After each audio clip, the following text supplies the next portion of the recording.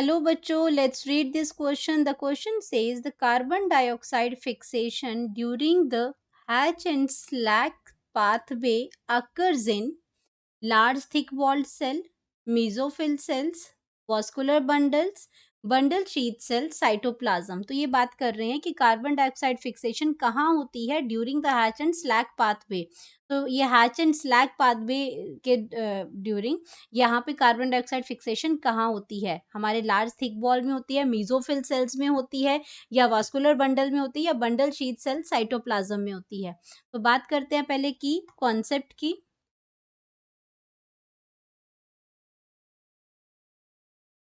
Concept है इसमें हमारा C4 साइकिल।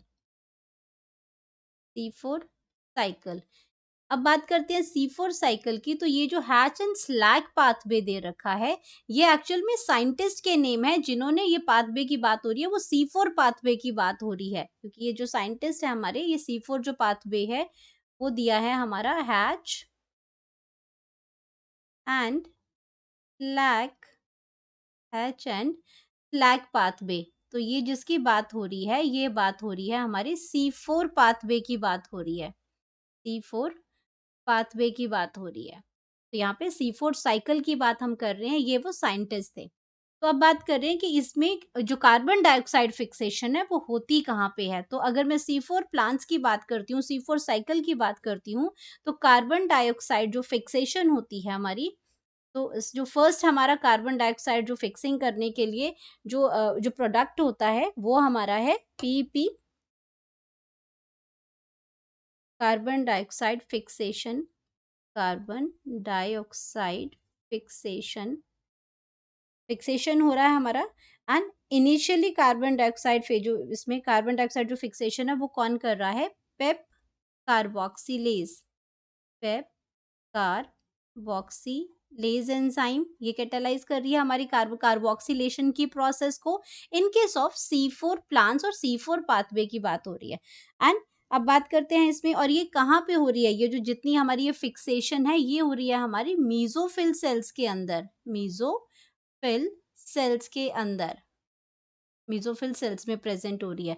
अगर मैं C4 पाथवे की बात करती हूँ, तो C4 पाथवे के लिए हमारे पास क्या आती हैं, इसमें दो सेल्स के अंदर ये जो प्रोसेस है वो कंप्लीट होती है। वन आती है मेसोफिल सेल्स में, मेसोफिल सेल्स में होती है, और दूसरा ये होती है बंडल शीथ सेल में, बंडल शीथ सेल में प्रेजेंट होती है।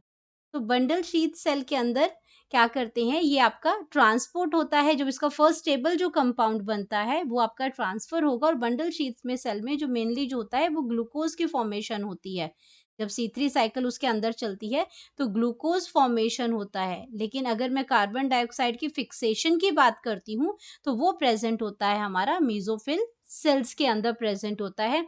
और ये आपका क्या बनाता है, पीपी के बाद ये कार्बन डाइऑक्साइड जब इसके साथ कंबाइन होती है, तो फर्स्ट स्टेबल कंपाउंड जो ये इसमें बनता है, फर्स्ट स्टेबल कंपाउंड,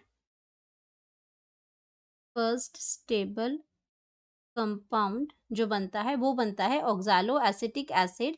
और ऑक्सैलो एसिटिक एसिड इंटरमीडिएट बनाएगा इसमें मैलिक एसिड का, वो कन्वर्ट होता है मैलिक एसिड में एंड एंटर करता है बंडल शीथ सेल में, और वहां पे ये डी कार्बोक्सिलेशन करता है। डी कार्बोक्सिलेशन करके ये ग्लूकोज बनाता है। लेकिन हमसे पूछा गया है सिर्फ कार्बन डाइऑक्साइड फिक्सेशन की। तो कार्बन डाइऑक्साइड फिक्सेशन जो होता है वो इनिशियली जो होती है वो मीजोफिल सेल्स के अंदर होती है। तो ऑप्शंस की बात कर लेते हैं कि ये लार्ज थिक वॉल्ड सेल में, लार्ज थिक वॉल्ड सेल में ये नहीं होती है।